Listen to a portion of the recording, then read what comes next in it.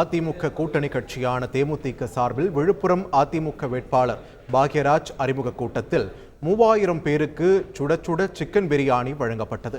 முன்னாள் அமைச்சர் C V Shanmugam, வேட்பாளர் பாக்யராஜ், தேமுதிக மாவட்ட செயலாளர் வெங்கடேசன், அதிமுக எம்எல்ஏ அர்ஜுனன் உள்ளிட்டோர் பிரியாணி சாப்பிட்டனர்.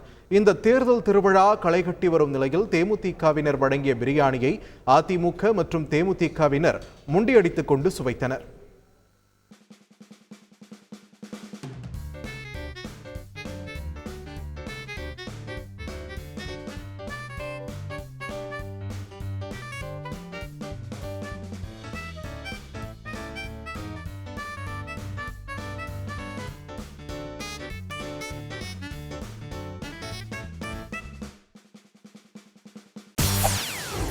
செய்திகளை உடனுக்குடன் தெரிந்து கொள்ள உடனே சப்ஸ்கிரைப் பண்ணுங்க.